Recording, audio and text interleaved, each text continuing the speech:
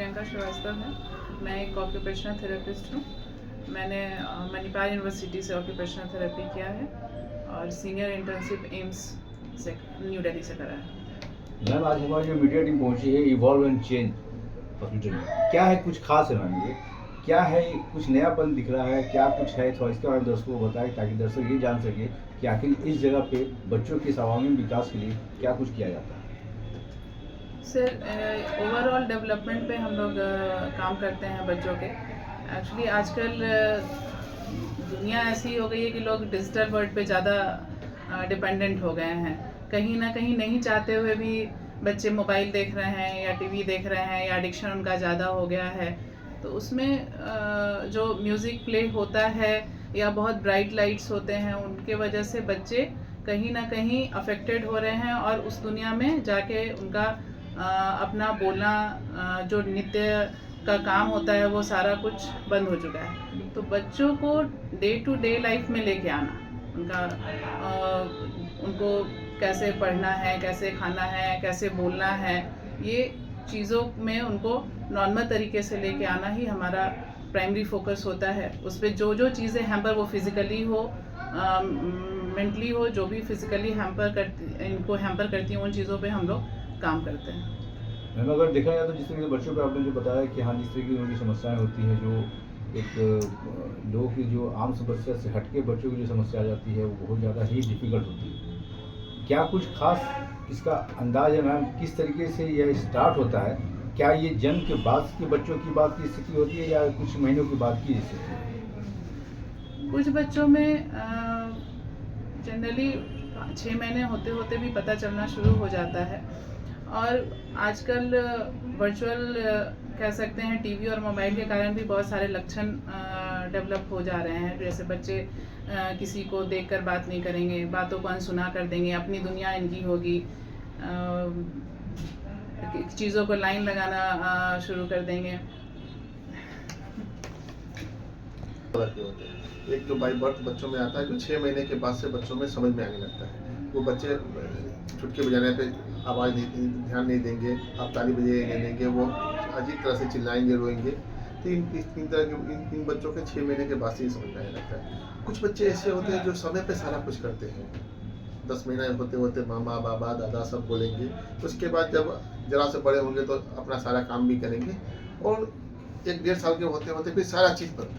फिर वो किस नहीं करेंगे, अपने आप में मतलब अजीब तरह से भागेंगे। उनको कहीं से कुछ फर्क नहीं पड़ता है, किसी से जाके टकरा जाएंगे, हेड बैंगिंग करेंगे, चिल्लाएंगे, किसी की बात नहीं सुनेंगे, कहीं शांति से नहीं बैठेंगे। तो ये ऑटिज्म जो है डेवलप होता है। इसके कई सारे कारण हो सकते हैं। आज के दिन में सबसे बड़ा कारण इसका मोबाइल है और टीवी है। टीवी में जो कार्टून और चलता है और मोबाइल में जो वो लोग देखते हैं, तो वो वन वे कम्युनिकेशन है। उसमें बच्चों को केवल लेना है, कुछ देना नहीं है, उनको बोलना नहीं है। स्क्रीनिंग भी बहुत अजीब अलग तरह की आती है। आप देखिएगा, जैसे अगर आप कभी कार्टून देखे होंगे, चू चू टीवी एक आता है, वो अजीब सा बोलता है, चू चू टीवी। वो उनको एक अजीब सा हर्ट करता है और वो उनको अच्छा लगता है। तो वो इस तरह के बच्चे फिर धीरे धीरे वर्चुअल ऑटिज्म के शिकार हो जाते हैं। हमारा काम है इन बच्चों को वापस नॉर्मल बनाना। थेरेपी देखिए, हम डे टू डे एक्टिविटी में लेके आते हैं। मतलब आपने पूरी तरह से एक जिसको बोलते हैं जोड़ दिया है मोबाइल और टीवी का। मोबाइल और टीवी एक सबसे बड़ा कारण है आज के डेट में। मोबाइल टीवी आज के डेट में सेकेंडरी कारण है न्यूक्लियर फैमिली। सर, बच्चे पहले भी होते थे, बच्चे पहले भी जिस तरीके से वहाँ पे ग्रो करते थे, बट इस तरह की समस्याएं जो अभी जो हो रही है, वो समस्या वो आपने सीधे कर दिया है कि मोबाइल टीवी दूसरा कारण है न्यूक्लियर फैमिली। पहले दादा दादी, नाना नानी, चाचा चाची सब साथ में रहते थे, तो बच्चों के साथ कोई ना कोई लगा रहता था। बच्चे बेटा बोलो, ये करो। आज के डेट में न्यूक्लियर फैमिली है, बच्चे एकदम शांति से अकेले पड़े रहते हैं, उनके साथ कोई खेलने कूदने बोलने वाले नहीं है। ऐसे ऑटिज्म का कारण सर अभी भी रिसर्च ही चल रहा है। अभी भी एग्जैक्ट किस कारण से होता है, जो बाई बर्थ होता है, वो अभी तक सामने नहीं आया है। तो थेरेपी, चूँकि थेरेपी से इनको फ़ायदा होता है, डे टू डे एक्टिविटी में लेके आना होता है। तो जहाँ जिस फिज़िकली अगर वो हैम्पर हो रहे हैं, तो उनको किस चीज़ में दिक्कत है, वो सारा असेसमेंट के थ्रू हम लोग निकालते हैं और फिर उस पर वर्क होता है। वो इनका कोग्निटिव लेवल किस लेवल पे है, वो भी हम लोग असेसमेंट के थ्रू निकालते हैं। जेनेटिक कॉज भी तो हो सकता है, हो सकता है सर, लेकिन अभी तक प्रॉपर नोन नहीं। ज़्यादातर तो बाई बर्थ ही होगा ना, इस तरह का जो केस आता होगा। 10% बाई बर्थ होता है, बाकी 90% वर्चुअल ऑटिज्म ही डेवलप होता है। अच्छा। और इसकी शुरुआत 3 महीने के बाद शुरू होती है। 6 महीने होते होते समझ में आने लगता है बच्चों का एक्टिविटी देख के। आपके यहाँ जो बच्चे आते हैं वो कौन से महीने में आपके पास बच्चे पहुँचते हैं? मेरे पास ज़्यादातर बच्चे आ रहे हैं 1.5-2 साल होने के बाद, जिनके जो 1.5 साल होते होते सही थे और उसके बाद गड़बड़ हुए। मेरे पास लेकिन maximum- समस्या आ रही है 6 महीने के बाद से। हाँ, 6 महीने के बाद। और बच्चे आपके पास पहुँचे क्या होता है ना, अपने एक कंसेप्ट चलता है कि अरे नहीं बोलता है तो क्या होगा। बहुत सारे बच्चे देर से बोलते हैं, 4 साल में बोलेगा, 5 साल में बोलेगा। बहुत सारे बच्चे नहीं चलते हैं, वो देर से चलेंगे। ये कॉन्सेप्ट में गार्जियन को मालूम नहीं पड़ता है, वो डिले करते जाते हैं और वो सिम्टम और बढ़ता जाता है। जब वो आउट ऑफ कंट्रोल हो जाता है तब लगता है कि नहीं, हमने कुछ गलत किया है, अब इसको यहाँ पे लाया अब जाए। लाना चाहिए। सर किस तरीके से बच्चों को आप सर्वांगीण विकास करते हैं, क्या प्रशिक्षण देते हैं? थोड़ा दर्शकों को बताएं कि आखिर किस तरीके से बच्चों को नॉर्मल जो समाज में खड़ा होने की आप तत्पर करते हैं, क्या कारण है, किस तरीके से, थोड़ा सा कारण बताएं। जैसे तो हम प्रक्रिया बताएं। हाँ, जैसे प्रक्रिया में क्या होता है, सपोज बच्चा अगर हाइपर है, बहुत ज़्यादा दौड़ रहा है, धूप रहा है, तो हम उसको क्या करते हैं, काम करते हैं। कुछ काम करते हैं, उसके जॉइंट कंप्रेशन पे, उसके जॉइंट कंप्रेशन पे वर्क करते हैं। उसके जितने जॉइंट्स हैं उसको हम प्रेसिंग देके उसका हाइपर एक्टिविटी कम करते हैं, उसको बॉल प्रेसिंग से हाइपर एक्टिविटी कम करते हैं। उसके बाद क्या होता है, बच्चों को हम लोग रनिंग कराते हैं, हर्डल वॉक कराते हैं, अप्स एंड डाउन्स कराते हैं। इससे क्या है कि बच्चे काम होते हैं और वो प्रॉपर चलना और रिस्पॉन्ड करना शुरू करते हैं। मैम क्या कुछ कहना चाहेंगे आप? सबसे पहले होता है कि बच्चे सीखेंगे जब वो बैठना शुरू कर देंगे, तो सबसे पहले उनके सिटिंग पे हम लोग काम करते हैं कि कैसे बैठेंगे। सिटिंग जब आने लगा, फिर आई कांटेक्ट, जब तक एक दूसरे को देखेंगे नहीं तो टीचर की बात कैसे समझेंगे, थेरेपिस्ट की बात कैसे समझेंगे, तो उसके आई कांटेक्ट पे फिर उसके वर्क होता है। उसके बाद उसके फिजिकल ये में अगर किसी तरह का कोई प्रॉब्लम है तो फिर हम उसके ऊपर एक्सरसाइज के थ्रू कराते हैं। बहुत सारे बच्चे जो है वो जो ऑटिस्टिक बच्चे हैं, बहुत सारे हैं जो जिनमें सेंसेस का अपना प्रोसेसिंग उनका सही से नहीं हो पाता है, वो रेगुलेट नहीं कर पाते, तो उन चीज़ों पे काम करके उनका सेंसरी प्रोसेसिंग पे हम लोग काम करते हैं। मैम कहीं ना कहीं मतलब ये हम लोग को लग रहा है कहीं ना कहीं ये जो समस्या है वो माँ के गर्भ से ही शुरू हो जाता होगा। सर बाय बर्थ जो है वो कह सकते हैं कि हो सकता है माँ के गर्भ से, क्योंकि कभी कभी होता है स्ट्रेस भी बहुत ज़्यादा लेने पे या फिर खाना पीना सही नहीं रखने से, वो सब भी कहीं ना कहीं एक कारण हो सकता है।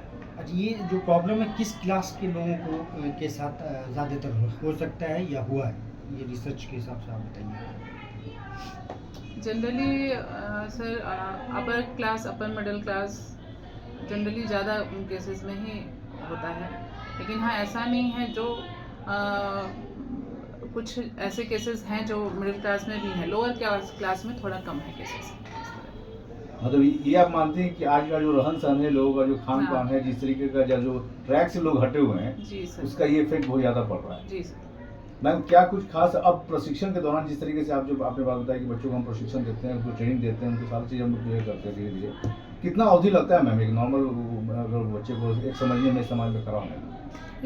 देखिए सर 3 लेवल पे है ना, माइल्ड, मॉडरेट, सीवियर, ठीक है। तो बच्चों का जनरली थेरेपी अगर अच्छे से चलती है तो जनरली 15 to 18 मंथ्स में बच्चे ठीक हो जाते हैं, लेकिन बहुत सारे बच्चे हैं जो 1 ईयर में भी रिकवर होके निकले हैं यहाँ से। 1 ईयर में भी रिकवर होकर निकले। मैम क्या कुछ इसका टर्म कंडीशन है? अभिभावक ये जानना चाहते हैं कि जिस हमारे बच्चों को किस तरह की समस्या आती है, अगर आपसे लोग मिलना चाहते हैं तो अभिभावक ये जानना चाहते हैं क्या कुछ टर्म कंडीशन है, थोड़ा दर्शकों को बताएं। टर्म कंडीशन किस आपके यहाँ बच्चों को लाने में क्या कुछ उसकी प्रक्रिया है, क्या किस तरीके से आप उनको आप अपने बच्चों को इस तरह यहाँ पर ट्रेनिंग देते हैं, उसका क्या प्रक्रिया है? उन्हें कितना टाइम देना पड़ेगा? देखिए क्या है, हमारे यहाँ सिस्टम ये है कि हम लोग पहले उनका एक असेसमेंट करते हैं कि बच्चे अभी किस लेवल पे हैं। जैसे मैम ने बताया ना कि माइल्ड, मॉडरेट और सीवियर 3 लेवल पे ऑटिज्म होते हैं, तो हम लोग पहले उनका एक असेसमेंट करते हैं। एक वो सर्टिफाइड असेसमेंट सीट है, उस पर असेसमेंट डाला जाता है, तो उससे निकलता है कि बच्चा अभी किस लेवल पे है। अगर बच्चा माइल्ड है तब तो वो 1 साल के अंदर एकदम सही हो जाता है। मॉडरेट में 18 महीने से 2 साल लगते हैं, सीवियर में ज़्यादा टाइम लगता है। एज फैक्टर भी है, क्योंकि एक बच्चे का मानसिक विकास 5 साल तक हो जाता है। 5 साल से कम का बच्चा है तो जल्दी रिकवर करता है, 5 साल से ज़्यादा का बच्चा तो उसका मानसिक विकास ऑलरेडी हो चुका है, तो उसमें जैसा टाइम लगता है। दूसरा क्या होता है कि ये एक कंटिन्यूअस प्रोसेस है, इसमें केवल मेरा रोल नहीं है। इसमें फिर एक बच्चे की थेरेपी मोटा मोटी बोला जाता है कि कम से कम 5 आवर्स होनी चाहिए, 5 to 6 आवर्स। तो हम तो 45 मिनट्स ही दे रहे हैं, फिर बाकी गार्जियन को भी लगना पड़ता है। तो उनको हम एक होम प्रोग्राम देते हैं अलग अलग टाइम के लिए। जैसा कि जानना चाहते हैं ये तो होम प्रोग्राम जो देते हैं, होम प्रोग्राम जो गार्जियन अच्छे से फॉलो करते हैं, उनके बच्चे डेफिनेटली 12 से 18 महीने में 90% ठीक हो जाते हैं। थेरेपी तो लंबी चलती है, ये प्रॉब्लम ऐसा है जो 10 साल की एज तक थेरेपी चलानी पड़ेगी, उसका फ्रीक्वेंसी कम ज़्यादा हो सकता है। लेकिन सर जिनका आपने 1 साल 2 साल का बताया, सर क्या उसका एक टर्म कंडीशन है जो आपके यहाँ लोग एडमिशन कराए, किस तरह का प्रक्रिया है, थोड़ा इसके बारे में उसको बताएं। हमारे एडमिशन की कोई ऐसी कोई प्रक्रिया नहीं है, कुछ भी ऐसा कुछ अनयूजुअल हम लोग नहीं करते हैं। आप आइए, बच्चों को देखेंगे, एक टाइम स्लॉट देते हैं, उस स्लॉट में आपको रहना पड़ेगा। हमारे यहाँ हम बच्चे को क्या करा रहे हैं वो देखने की पूरी सुविधा है। हमारे यहाँ CCTV का एक्सेस दिया हुआ है, कैमरा लगा है वेटिंग रूम में। आप देखिए कि आपके बच्चे से हम क्या करा रहे हैं, आप सीखिए हम कैसे करा रहे हैं, ताकि आप घर पे उस चीज़ को रिपीट कर सकें। सर ये तो हो गई काम की बात है। अगर मान लीजिए जो बच्चे आपके यहाँ एडमिशन कराएंगे, मतलब अभिभावक जो एडमिशन आपके अपने बच्चों के यहाँ पे एडमिशन कराएंगे सर, तो उसका क्या टर्म्स कंडीशन है, क्या कुछ चार्जेस है, किस तरह का फीस है, तो उसके बारे में। चार्जेस देखिए, हम लोग चार्जेस बहुत नॉमिनल रखे हैं। मतलब इस बीमारी इस थेरेपी के चार्जेस क्या एज बाई एज का आपको नहीं, आपने एज कुछ बाई रखा एज का है? एज बाई एज का नहीं रखा है मैंने। एज बाई एज का कुछ भी नहीं रखा है हम लोगों ने। हमारे यहाँ 4 तरह की थेरेपी होती है। Autism, OT, occupational therapy, speech therapy. फिर क्या होता है, जो बच्चे जैसा बड़े होंगे उनको पढ़ने लिखने की भी जरूरत है भाई। वो आज 6 साल के बाद ठीक होंगे और पढ़ना लिखना नहीं जानते, तो फिर वो क्या करेंगे। तो उनका स्पेशल एजुकेशन भी हम कराते हैं, और साथ में बिहेवियर, क्योंकि जो बड़े बच्चे हो गए उनके बिहेवियर में ये चीज़ आ गई है, तो उनको बिहेवियर से निकालना है, उनको बिहेवियर थेरेपी भी देते हैं। ये चारों थेरेपी अभी हम लोग यहाँ पे दे तो रहे हैं। ये मदर को ज़्यादा केयर करना पड़ता है या उसके फादर का भी रोल देखिए, है? आज के डेट में मदर फादर कोई अलग अलग नहीं है। बच्चे के लिए सबको ही जरूरत है, मदर फादर, दादा दादी, नाना नानी, हर कुछ जरूरत है। क्योंकि फादर हाँ, वर्किंग होते हैं, तो तो क्या है कि फादर का अपना रोल है, मदर का अपना रोल है। फादर को वर्किंग है तो फादर को उसी हिसाब से अपने ड्यूटी बाहर के दुनिया से बच्चों को मिलाना है, बच्चों को घुमाने ले जाना है, बच्चों की थेरेपी करानी है। 5 मिनट का सर क्या कुछ चार्जेस हैं? अभिभावक ये जानना चाहते हैं कि अपने बच्चों को आपके पास लेके एडमिशन लेके कराने के लिए आपके पास पहुंचे, तो क्या कुछ उसका टर्म कंडीशन है, क्या कुछ चार्जेस हो, उसको बताएं। देखिए, चार्जेस हम लोगों ने जो रखा है अभी, और अगर ऑक्यूपेशनल थेरेपी करते हैं तो हम लोगों का चार्जेस 12,000 रुपया पर मंथ है, जिसमें हम लोग 22 सेशंस देते हैं इंडिविजुअल 1 to 1। उसी तरह स्पीच थेरेपी का 10,000 है, स्पेशल एजुकेशन का 8,000 है, बिहेवियर का भी 8,000 है। लेकिन जो हमारे पास स्पीच और OT दोनों कराते हैं तो उनको हम लोग कंसेशन देते हैं। तो इन दोनों का हम लोग जो हमारे 22,000 होता है, 22 की जगह हम इनसे लेते हैं 18,000 रुपये।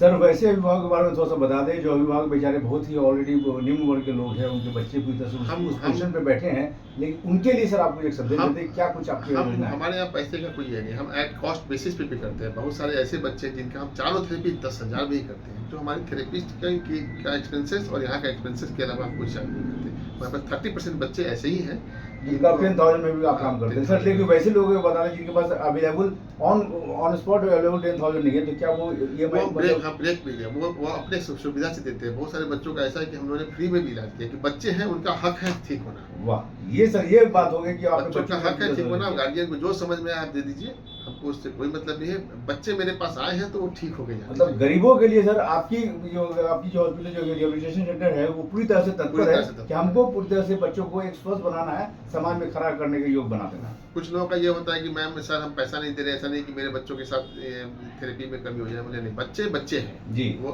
बच्चे अमीर और गरीब नहीं होते हैं, बच्चे होते हैं। हर बच्चों का हक है प्रॉपरली दुनिया में हर सुविधा और हर फैसिलिटी को पाना।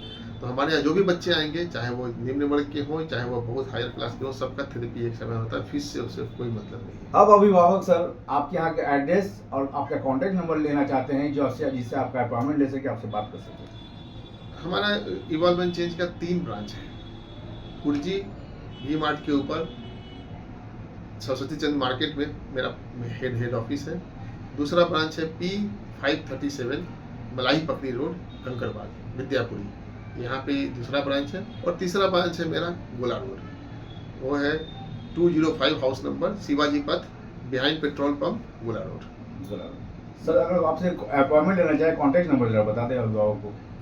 98352 93830 एक नंबर है। दूसरा नंबर है 9135393830 और तीसरा नंबर है 9155393830। इस तीनों में से किसी नंबर पे भी कभी भी कॉल करके 9:30 से लेके 6 बजे के बीच में आप कभी भी आ सकते 9:30 से 6:30 के बीच में। हैं। 9:30 से। सर एक अंतिम संदेश ये दे दिया जाए कि बच्चों के सर्वांगीण विकास के लिए आपकी ये जो क्लिनिक रिहेबिलिटेशन सेंटर जो है वो पूरी तरह से तत्पर है और 24/7 अपने काम को बढ़ाने के लिए तो उत्सुक है और परिवार के साथ में एक छोटा सा संदेश दे दिया जाए।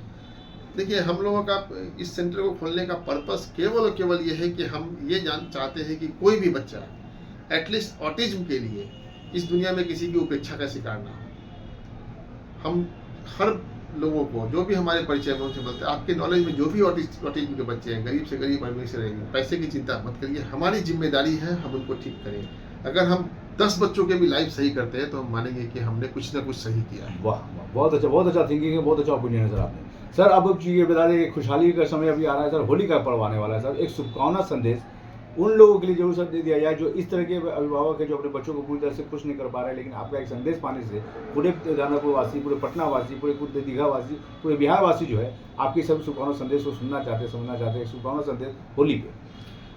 बच्चे सारे एक समान हैं। वो हम बच्चों में डिस्क्रिमिनेट करते हैं कि ये बच्चे ऐसे हैं, ये बच्चे ऐसे हैं। बच्चे बच्चे हैं, बच्चों को अच्छे से बचपन जीने दिया जाए और उनको अच्छे से होली मनाने दिया जाए। बच्चे हमेशा ही कुछ ना कुछ अलग सोचते हैं और बच्चे की सोच हम लोगों की सोच से बहुत ऊपर होती है, तो उनको इंडिविजुअल सोच पे सोचने दीजिए। होली अच्छे से मनाइए, मेरी यही शुभकामनाएं हैं। बहुत बहुत शुक्रिया सर, आप अपना परिचय दे दें सर। मेरा नाम रितेश खड़े हुआ, मैं इस इंस्टीट्यूशन का डायरेक्टर हूँ। मेरी वाइफ ऑक्यूपेशनल थेरेपिस्ट है, वो जो यहाँ का ये सेंटर चलाती है। सर बहुत बहुत शुक्रिया सर, बहुत बहुत धन्यवाद सर। आपने जो और जो मैडम ने जो संदेश दिया है, जिस तरीके से आपने बात कही है, जो मैसेज आपने दिया है कि समाज में किस तरह से बच्चों को खड़ा करना है और उनको पूरी तरह से समाज के योग बनाना है सर। आपने जिस तरीके से अपना प्रशिक्षण अवधि के बारे में बताया, ट्रेनिंग के बारे में सारा चीज़ बताया सर, आपने किस तरह की ट्रेनिंग में आप देंगे और जो भी लागत होगी जो गरीब लोगों के लिए भी जिस तरह की योजना आपने बताया, इसके लिए सर तहे दिल से मीडिया टीम की तरफ से बहुत बहुत शुभकामनाएं सर, बहुत बहुत धन्यवाद सर। हम मीडिया टीम की तरफ से भी सर होली की बहुत बहुत शुभकामनाएं, सब बहुत बहुत लोगों को धन्यवाद। बहुत बहुत धन्यवाद। नमस्कार।